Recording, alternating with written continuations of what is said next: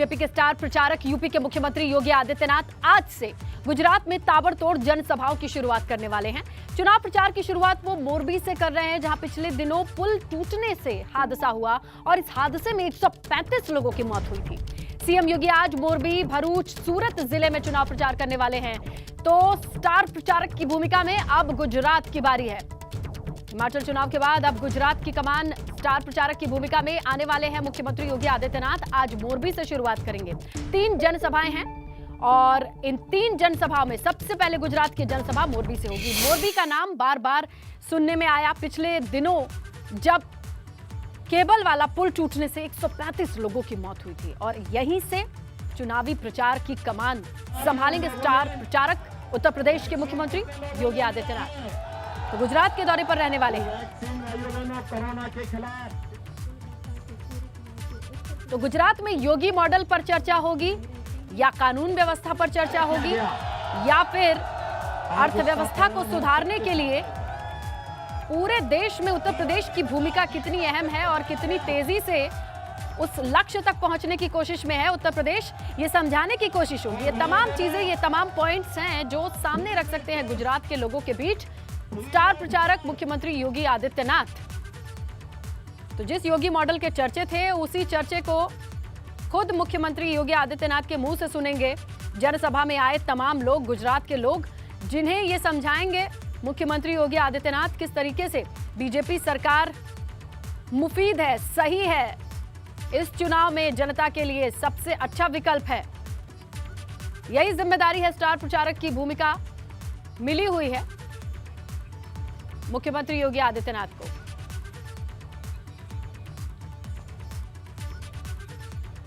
और अगर आप समझें, अगर एनालिसिस करें तो आपके समझ में आएगा गुजरात के विजय का योगी मॉडल क्या है, जीत के प्रचार का पराक्रम क्या है। तो 35 रैलियां, अगर आप साल 2008 की बात कर लें, वहां कितनी रैलियां थी, कर्नाटक की बात कर ले तो कितनी रैलियां थी। आखिरकार बीजेपी को योगी पर इतना भरोसा क्यों रहता है? स्टार प्रचारक की भूमिका में सबसे व्यस्त शेड्यूल सीएम योगी का क्यों रहता है? इसका अंदाजा आप लगाइए। बड़ी खबर मिल रही है, यूपी में धर्मांतरण कानून लागू होने के बाद अब तक 291 मामले दर्ज हो चुके हैं। धर्मांतरण कानून को लेकर अब तक सबसे ज्यादा गिरफ्तारी, यानी 507 गिरफ्तारी हो चुकी है। 150 मामले में पीड़ित ने कोर्ट के सामने जबरन धर्म परिवर्तन कराने की बात बोली है। नाबालिगों के धर्मांतरण के मामले अब तक 59 हैं। बरेली जनपद में सबसे ज्यादा मामले दर्ज हुए हैं। साल 2020 में प्रदेश में धर्मांतरण कानून लागू हुआ था, लेकिन अब जरा आंकड़ों पर नजर डालिए। इसे लेकर के 500 से ज्यादा गिरफ्तारी, 507 से ज्यादा गिरफ्तारी हो चुकी है।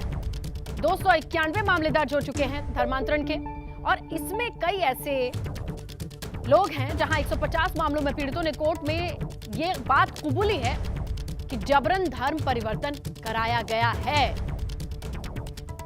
तो ये बहुत बड़ा मामला है और अब जब आंकड़े सामने आ रहे हैं तो ये बात साबित होती है कि किस तरीके से इस कानून की जरूरत थी। ज्यादा detail bureau chief Viresh Pandey के पास है, फोन लाइन पर मौजूद है वीरेश। जी वीरेश। योगी आदित्यनाथ सरकार ने कोशिश की है और जबरन धर्म परिवर्तन कराने पर न्यूनतम 15,000 रुपए के जुर्माने के साथ साथ 1 से 5 साल की कैद का प्रावधान किया गया। SC/ST समुदाय के नाबालिगों और महिलाओं के धर्मांतरण पर 3 से 10 साल की सजा का प्रावधान किया गया। जबरन सामूहिक धर्मांतरण के लिए जेल की सजा 3 से 10 साल और जुर्माना 50,000 रुपए मुकर्रर की गई। कानून के मुताबिक अगर विवाह का एकमात्र उद्देश्य महिला का धर्म परिवर्तन कराना था तो ऐसी शादियों को अवैध करार दिया जाएगा। इसे हतोत्साहित करने की कोशिश योगी आदित्यनाथ की सरकार हर तरीके से जुर्माना लगाकर हो, सजा देकर हो, कानून के हर प्रावधान से कर रही है। और ये नतीजा है कि अगर हम यूपी की बात करें तो सख्त हुई योगी सरकार की वजह से 291 मामले इस मामले में दर्ज हुए हैं। धर्मांतरण कानून को लेकर अब तक 500 से ज्यादा गिरफ्तारी हो चुकी है। 150 मामलों में पीड़ित कोर्ट के सामने जबरदस्ती धर्म परिवर्तन बदलवाने की बात कबूल चुके हैं।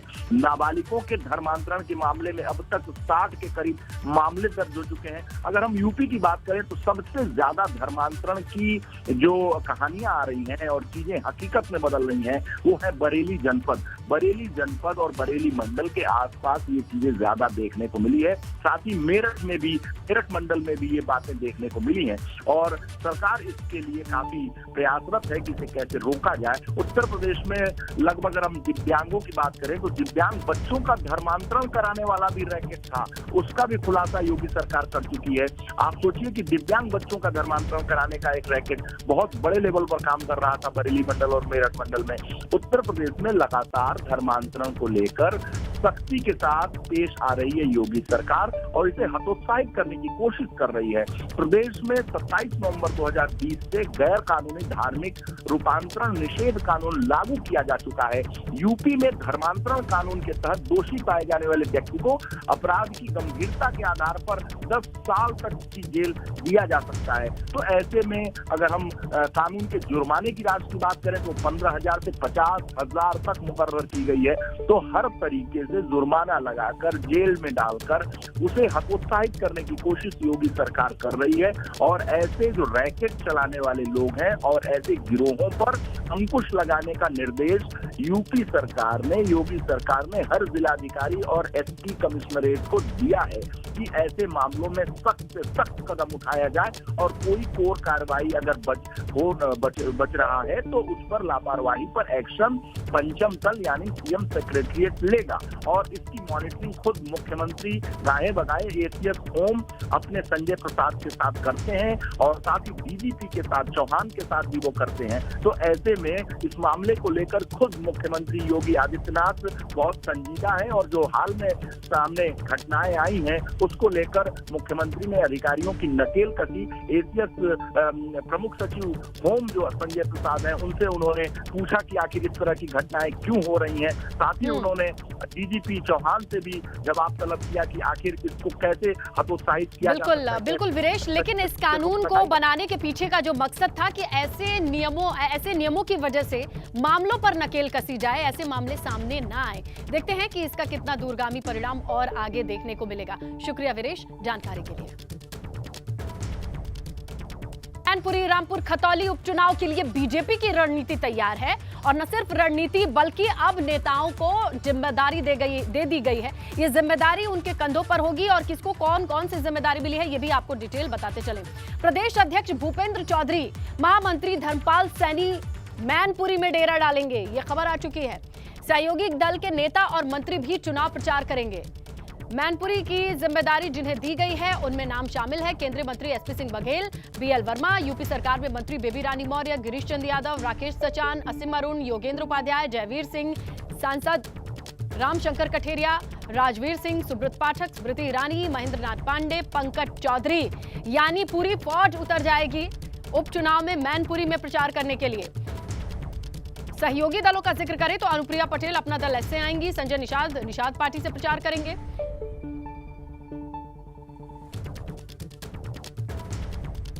चलिए सीधा रुख करते हैं जहां ग्राउंड पर क्या चल रहा है खतौली में, ये हमारे सहयोगी बताएंगे। वो तस्वीरें तो हम लगातार दिखा रहे हैं लेकिन अनुभव का जिक्र करते हैं, अनुभव का रुख करते हैं। अनुभव लखनऊ से इस वक्त ये हम जानना चाहेंगे अनुभव आपसे कि आखिरकार ये जो जिम्मेदारी दी गई है किस आधार पर बांटा गया है, कौन कौन से मंत्री को कहां लगाया गया है। देखिए बिल्कुल 3 उपचुनाव हो रहे हैं 3 सीटों पर, एक लोकसभा का है, 2 विधानसभा के हैं। और मैनपुरी की अगर बात कर लें तो नेताजी के निधन के बाद वो सीट खाली हुई है, इसलिए वहाँ पर समाजवादी पार्टी देखिए किस तरीके से पूरी हम कहते हैं अब एक बार फिर एकजुट नजर आ रही है। शिवपाल यादव भी साथ आ गए हैं, अखिलेश यादव प्रचार कर रहे हैं, डिम्पल यादव प्रचार कर रही हैं, इसके बाद धर्मेंद्र यादव हैं, तेज प्रताप यादव, तमाम सारे लोग जो परिवार के वो लगातार प्रचार कर रहे हैं। तो बीजेपी ने भी मैनपुरी के लिए खास रणनीति तैयार की है। जो तस्वीरें आपने दिखाई, जो नाम आपने दिखाए, उन लोगों को विशेष तौर से मैनपुरी बाई इलेक्शन के लिए लगाया गया है। भूपेंद्र चौधरी और महामंत्री संगठन धर्मपाल सैनी दोनों लोग 20 तारीख के बाद वहां डेरा डालेंगे। वहां पर इसके अलावा आप देखिए एसपी सिंह बघेल जो खुद करहल से चुनाव लड़े थे विधानसभा का, उनको भी जिम्मेदारी सौंपी गई। बीएल वर्मा लोधी समाज से आते हैं, वहां पर लोधी वोट तकरीबन 1 लाख के आसपास है, उनको भी जिम्मेदारी सौंपी गई है। इसके अलावा आप देखिए जयवीर सिंह खुद मैनपुरी से ही विधायक हैं, उनको जिम्मेदारी सौंपी गई है, वो भी वहीं पर रहेंगे। योगेंद्र उपाध्याय हम कहें तो वो आगरा से विधायक हैं, मंत्री हैं इस वक्त सरकार में, उनको जिम्मेदारी सौंपी गई है। सुब्रत पाठक वो भी वहीं पर रहेंगे। रमाशंकर कठेरिया उनको भी जिम्मेदारी सौंपी गई। तो पूरी एक लिस्ट, पूरी एक रणनीति बीजेपी ने खासतौर से मैनपुरी के लिए तैयार की है।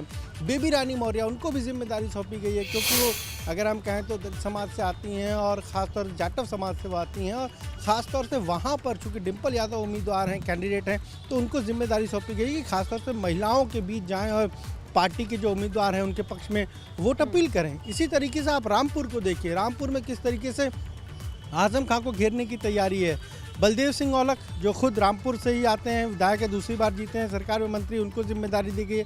सुरेश खन्ना इससे पहले भी जब उपचुनाव हुए थे उनको जिम्मेदारी सौंपी गई थी, और फिर सुरेश खन्ना वित्त मंत्री जो है उनको जिम्मेदारी सौंपी गई है। PWD मंत्री जितिन प्रसाद वो भी वहाँ पर रामपुर के प्रभारी रहे, उनको फिर से वहाँ भेजा गया है। तो एक पूरी रणनीति बीजेपी ने तैयार की। अब खतौली की बात कर लें तो वहाँ पर किस तरीके से घेरना RLD उम्मीदवार को, ब्रजेश सिंह जो वहाँ से आते हैं, विधायक मंत्री हैं सरकार में। इसके अलावा आप देखिए सोमेन तोमर ऊर्जा राज्य मंत्री हैं, उनको जिम्मेदारी सौंपी गई है। अभी हमने देखा किस तरीके से RLD से ही अभिषेक चौधरी ने जो ज्वाइनिंग की प्रदेश अध्यक्ष के सामने, उसमें भी सोमेन तोमर की बड़ी भूमिका रही है। तो एक पूरी रणनीति, जसवंत सैनी औद्योगिक विकास राज्य मंत्री, उनको भी जिम्मेदारी सौंपी, यानी वेस्टर्न यूपी से जो आने वाले लीडर्स हैं उनको वहाँ की जिम्मेदारी सौंपी गई है। मैनपुरी और आसपास के जो हम कहें सांसद हैं, जो सरकार के मंत्री, उनको मैनपुरी की जिम्मेदारी सौंपी गई है। रामपुर अगर बात करें तो लोकल खुद बलदेव सिंह औलख हैं, इसके अलावा मुख्तार अब्बास नकवी हैं, उनको जिम्मेदारी दी गई है। इसके अलावा सुरेश खन्ना चूँकि पहले भी चुनाव में, उपचुनाव में वहाँ पर काम देख रहे थे, पूरा प्रभारी थे, उनको भेजा गया। जितिन प्रसाद को भेजा। तो पूरी एक रणनीति तैयार है। मुख्यमंत्री तो जाएंगे ही, वो तो ताबड़तोड़ जनसभाएं करेंगे, दोनों डिप्टी CM जाएंगे, प्रदेश अध्यक्ष भी वहाँ पर डेरा जमाएंगे। लेकिन इसके अलावा जो मंत्री हैं केंद्र सरकार के, प्रदेश सरकार के, जो सांसद हैं, उनको भी विशेष तौर से जिम्मेदारी दे दी गई है। स्मृति ईरानी भी वहाँ पर आएंगी, डॉक्टर संजय निषाद भी जाएंगे। चुनाव का जो एपिसेंटर कहा जाए अगर बीजेपी के नजर से, तो वो मैनपुरी लेकर के चल रहे हैं, क्योंकि प्रदेश अध्यक्ष को वहीं की जिम्मेदारी दी गई है कि वहां डेरा डाल करके बैठेंगे। ये क्लियर है कि ये स्पष्ट जिम्मेदारी है कि वहां डेरा डालिए और प्रायोरिटी पे मैनपुरी को देखिए।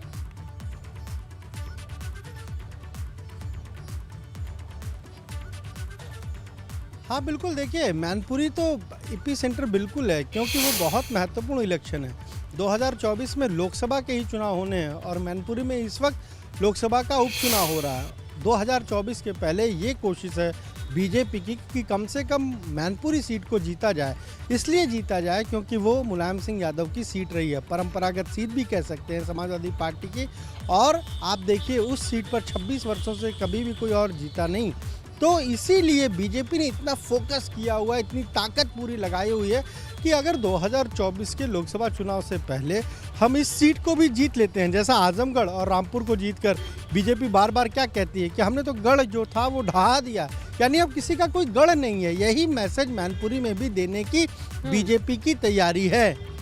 बिल्कुल अनुभव, लेकिन ये भी कहा जा रहा है कि मैनपुरी गढ़ नहीं, ये घर है, और घर में घर कर पाने की ये कोशिश बीजेपी की कितनी रंग लाएगी, ये तो फिलहाल रणनीति बनी है। रणनीति आगे बढ़ेगी, प्रचार प्रसार देखा जाएगा, जनता जनार्दन के हाथ में ये फैसला है। सब कुछ बहुत दिलचस्प होने जा रहा है अनुभव, और शुक्रिया तमाम जानकारी के लिए। तो देखिए बीजेपी की तरफ से पूरी ब्रिगेड तैयार है। मैनपुरी उपचुनाव हो या फिर दोनों सीटें, हर जगह से तैयारी पुख्ता नजर आ रही है। खबर अमरोहा से है, जहां रजबपुर थाना क्षेत्र के पीपली दाऊद में गैस सिलेंडर फटने से एक मकान पूरी तरीके से ध्वस्त हो गया। हादसे में 3 बच्चों समेत एक मां के बुरी तरीके से झुलसने की खबर है, जिन्हें इलाज के लिए अस्पताल भर्ती कराया गया है। बताया ये जा रहा है कि सविता देवी गैस चूल्हे पर खाना बना रही थी, तभी सिलेंडर लीकेज की वजह से वहां आग लग गई। जब तक लोग कुछ समझ पाते, सिलेंडर में धमाका हो चुका था, पूरा मकान भरभरा कर गिर गया और हादसे में सविता के साथ उनकी 3 बेटियां गरिमा, राधिका, रीमा भी बुरी तरीके से झुलस गईं। बाद में जिलाधिकारी पीके त्रिपाठी और पुलिस अधीक्षक आदित्य ने अस्पताल जाकर घायलों का हालचाल जाना है, हर संभव मदद का भरोसा दिलाया है। तो ये दुखद रहा, जहां पर गैस लीकेज के बाद पूरे घर की क्या स्थिति रही, सिलेंडर फटने के बाद तस्वीरें बयां कर रही हैं। दाऊद में खाना बनाते समय एक मकान में गैस लीक हो गई थी, ऐसा प्रतीत होता है, इसकी जांच की जा रही है। तो उसमें ब्लास्ट कर गया, इससे छत गिरने से उस परिवार में एक तो महिला, क्या नाम, सविता देवी और उसके 3 बच्चे, ये 4 लोग घायल हो गए और जिनका इलाज डिस्ट्रिक्ट हॉस्पिटल में चल रहा है। और महिला जैसा सीएमओ साहब बता रहे हैं कि वो 20 से 25% तक जली है, बाकी एक बच्चा 20% जला हुआ है और 2 लोग को चोट लगी, एक का फ्रैक्चर हो गया है। तो हम लोग पूरी तरह से उसका इलाज करा रहे हैं। फतेहपुर में भूमि विवाद में 2 पक्षों में मारपीट की खबर। जमीन पर कब्जा जमाने को लेकर के दोनों पक्षों में मारपीट हुई, जहां एक पक्ष की महिला के पैर में गोली लगी है। भूमि के लिए भिड़ंत में जमकर लाठी डंडे चले हैं। मारपीट में कई लोग घायल हुए हैं, जिन्हें अस्पताल भर्ती कराया गया है। ये पूरा मामला है ललौली थाना क्षेत्र के खुराम नगर गांव का। यहां पर जमीनी विवाद में गोली चली, लाठी डंडे चले और इस दरमियान एक महिला के पैर में गोली भी लगी है। कई लोग घायल हुए हैं। पूरे गांव का माहौल खराब हुआ है, क्योंकि गोलियों की तड़तड़ाहट और लाठी डंडे से एक दूसरे को वार करते लोग नजर आए।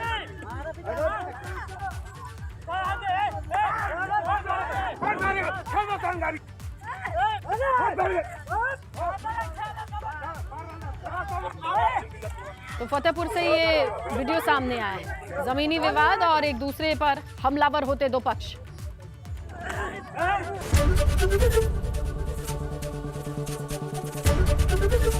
एबीपी गंगा, खबर आपकी, जुबान आपकी।